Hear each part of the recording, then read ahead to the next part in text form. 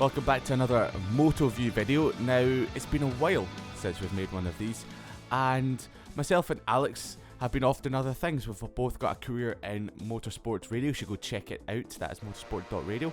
Great channel. We've got articles and we do lots of live shows, the Superbike Show and Monday Motorsport. So we thought, you know what, why don't we give this channel a bit of a revival, but as a gaming channel. Yes, so to start off the gaming side of it, we're going to look at MotoGP 19 now. I got my hand on the game last Thursday when it came out, and I've played through it, done a bit of multiplayer, done a little bit of historical challenges, and yeah, had quite a lot of fun playing the game. Now, let's start off with the best thing in the game, customization. Getting to make your own number, your own rider ident, and of course, your own helmet. It's something that's been needed. We didn't know we needed it this much, but it's absolutely amazing to have it in the game. I've had so much fun creating different things, different numbers, different helmets, different sort of nicknames for myself. So that is by far the best thing that's in the game at the moment. I'm loving it, and it's great to see everyone else, how they've come up with their own designs. It offers a lot of creativity, and I hope it stays for the rest of the new MotoGP games in the future. So the handling is by far the best it has ever been in any game.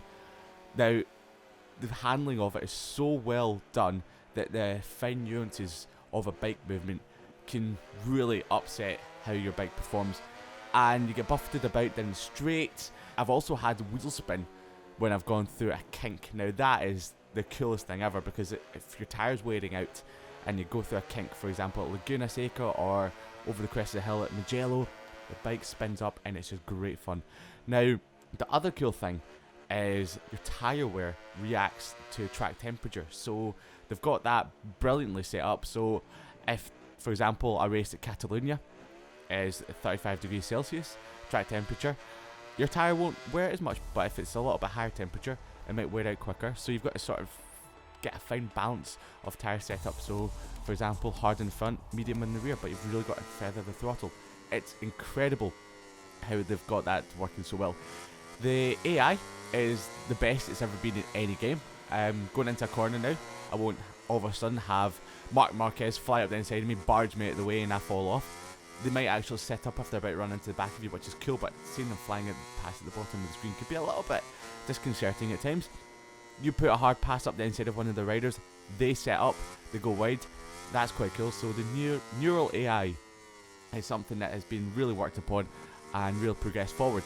It's only in its infancy right now, so as the years go on, it will get better. Sometimes the AI still bump into you a little bit, sometimes you bump into them, but it's nowhere near as dramatic as it has been in past MotoGP games, so that is really good. The other thing I've really enjoyed is the historical bikes and riders. That's something I love because I'm a huge fan of the history of the sport. I started watching MotoGP back in 2001. I just have a lot of great memories of those old bikes, so great getting to race them. Of course, I've got Daijiro Kato in it, Marco Simoncelli, Nicky Hayden's in it. Now, let's maybe focus on some of the negatives. The online is still horrible. we'll say that. It's not great. The lobbies are back, which is good, but at the same time, myself and my brother went on to do some multiplayer racing the other day, and it took us about half an hour to finally get into a lobby. And then as soon as we got into the lobby, the host left, which meant we were all kicked out. Now, it's something that needs worked upon. If there's a host of a lobby, then if they leave, the host migrates. Now, I don't know why they've never worked on this before. The other thing that I would like them to do is maybe a party of you and your friends. So you and your friends could join a party like you would in Call of Duty, for example. And then you can both jump into the same race instead of us talking to each other and panicking and one of us gets into the race and the other one won't get into it. So that's a bit of annoying. The other thing is when you do eventually get into a session, if there's qualifying on, you jump in for qualifying, you go, oh, that's alright, I'll wait until qualifying's done and I'll get to go into the race. That doesn't happen. You go into qualifying, then the race starts without you as well, so you've got to wait until the next time they all come back into the lobby before you get to actually be part of a session. So you could be sitting there for 10-15 minutes waiting to actually start a race, which is completely useless. By that time you're bored, you're fed up, you've left the lobby, you've got to try and find another one. So that is something that really needs worked upon. Online really needs to be a focus because you've got esports. Lots of people want to race against other people from around the world, and this is a massive thing that he's worked upon. So lobbies aren't great, hosts need migrating, also the waiting time inside lobbies needs to be progressed as well. So we'll move away from multiplayer at the moment, is the tuck-in. So it's something that I have really missed in this year's game. I'm someone that has always used the tuck-in feature in the games, and they've taken it away for some reason. Don't know why, and it's taken me a few days to really get my head around how to race in MotoGP 19 compared to the previous games where I used the tuck-in feature, but at the same time, I'm not that great with it. I was always better when I use the tuck-in. It's just something I incorporated into my riding style, and I would like to see it back. So, milestone. Next update, bring the tuck-in feature back. We need it back. Historical tracks. I mentioned we've got some historical riders, historical bikes. The tracks, there's more to be desired. There's only 3 tracks: Laguna Seca, Donington Park, and Catalunya from, well, what they say is 2007. Really, it's just this year's track, but instead of using the tight turn 10, which we use nowadays, they use the old turn 10, which is the fast left-hander, which is great because that's a better layout of the circuit. But at the same time, they could do better. They could, when we're doing historical challenges from 2007, the circuit could be a better representation of how the circuit was back in 2007. For example, Donington Park, the last time MotoGP raced there was 2009. Since then, the track put in a bid to get Formula 1, it closed down and then was reopened, and the Foggy S's was opened up. The way the Foggy S's is nowadays and in the game is way better than it ever was when it used to be a lot tighter, but at the same time, it's not representation of what the track was like in 2009. But there could be more classic circuits. For example, in Valentino Rossi the game, we had Velcom, we had Assen from 2002, we had Estoril. Those tracks could be in it as well.